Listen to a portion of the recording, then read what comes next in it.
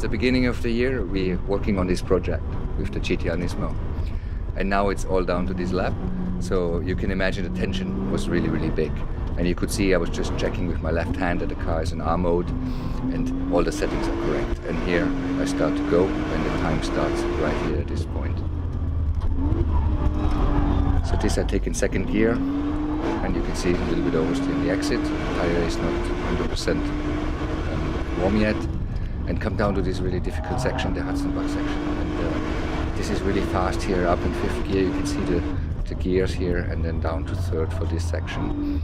And the car is really, really grippy here, and I can take a lot of speed, as well as I can cut the curb here on the inside very, very good, and you can see how stable the car really is. And this is something we work very hard on, actually.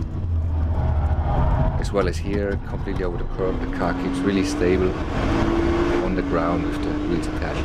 And now it gets really fast. We come up to fifth gear, approaching the famous Flugplatz.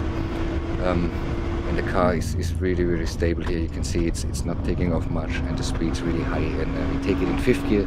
Usually in the GT-R this is taken in fourth gear, but with the GT-R Nismo now, with the high level of downforce, we can actually take it in fifth. And now here we come up to 285 km/h over that famous Schwedenkreuz, down to fifth for this left-hander. Really, really, really fast and one of the most dangerous areas. And then here it's a bit better, a little bit time to breathe for that right-hander. And then again, a lot of stress here down to the Fuchsröhre, which is crazy, crazy fast. You can see again we go up to fifth and then to sixth. And this left-hander, so compression, I take completely flat. And this was really the forces that were here on were crazy. You can see my hand going down. And then I was a bit confused here, and then I was a bit too fast here in here. And I went too much to the left here, as you can maybe see, and I didn't really get that corner here very good, which was a bit disappointing. And then I hit the curb here on the exit, which is actually not on purpose. That was actually, me personally takes big times here. This is the first sector for me personally, and it was already faster than we've done before, so I was actually on a good time. I knew that, but I knew exactly, we're only 2 minutes in now, that there's still a long way to go. And the pressure that we had to the target time to break the 7 minutes, 10 seconds was very, very high, and we were working really, really hard, and this was one shot. It was at the end of the day, and now it was, I had to really reduce the time. So there was a lot of pressure. It was not just like a lap for fun. This is the slowest part of the track. Second gear, you can see the traction is fantastic. Second gear, immediately flat out with 600 horsepower. And also something we worked very hard on, actually, to get the power distribution right, to get a really good balance out of it. It's one of my favorite parts, actually.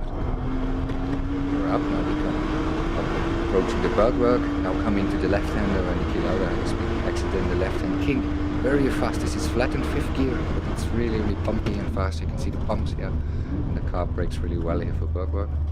And here I'm really early on the throttle, really important for lap time here. Come to the second speed time here, 3:14. This was the best we've had, I think we've seen. And this was really encouraging. I said, okay, now make no mistake. Again here, very fast, very dangerous left-hander here. Also flat, just flat. You can see the bump. The car almost jumps to the grass. Very, very risky section. And of course, as a driver, these sections are when the heart rate goes up. And this is the famous left-hander here. Normally, again, fourth gear in the GT-R Nismo, fifth gear, over 200 km/h around that turn. And then it goes at a little bit lower speed, and you can a little bit relax, but not really relax. Relax from the stress level maybe, but the concentration starts to go now after 4 minutes in the car. And it's really tough now to keep focused and not make any mistakes. Famous carousel here. I take it in third gear, second gear is an option. The car is more calm in third. Coming up here, and this left-hand king is very difficult to drive because it's either a lift or short brake, very complicated, but I hit it quite well. Up to the highest point of the track here in fourth gear, the Hohe 8. And this is actually now my favorite section, starting off the track. fourth gear, the famous Wirbelmann coming here. The car handles extremely well with this downforce we have.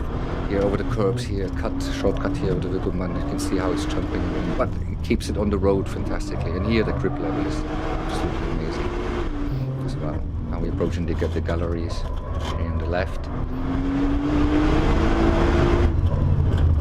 Again here I stay in third gear, and maybe you can hear I'm gonna hit the limiter.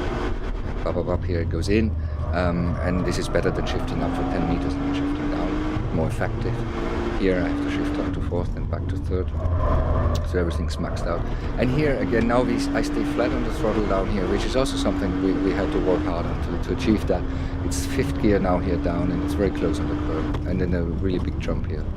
The car is completely in the air, and it felt really great around here.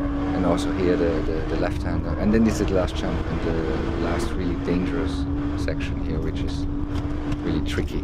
Here in fifth gear you see how narrow it is and how high the speed really is. It's difficult to imagine when you drive through there. It's really unreal. And now I know I'm almost home. I have just a couple of more corners here. This is a problem, of course. Now the concentration is really down. You've been on full focus for 6 minutes by now, and you think, okay, I have really, before the long straight, before I can breathe, one more right-hander, and I made a little mistake, so I was really not happy with myself. Here the entry was good, but then I had to turn in here a bit earlier. I missed it a little bit. You can't probably see it from the video, but I personally know there was a mistake. So under the bridge here coming up, we also have a split time here. We can see 6:26, which is also usually we have been over 6:30s there in testing. So I knew that was going to be a good lap.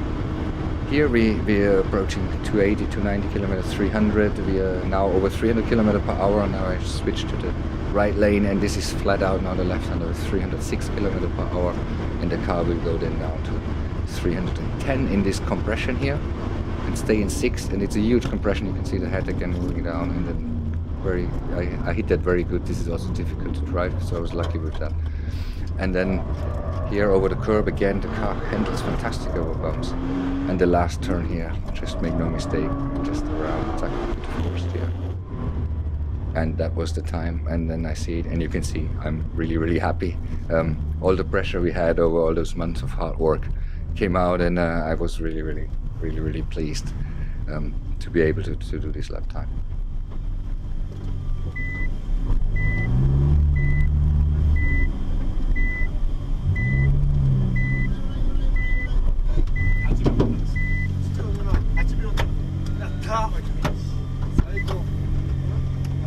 Kawa終わり? 終わり、はい。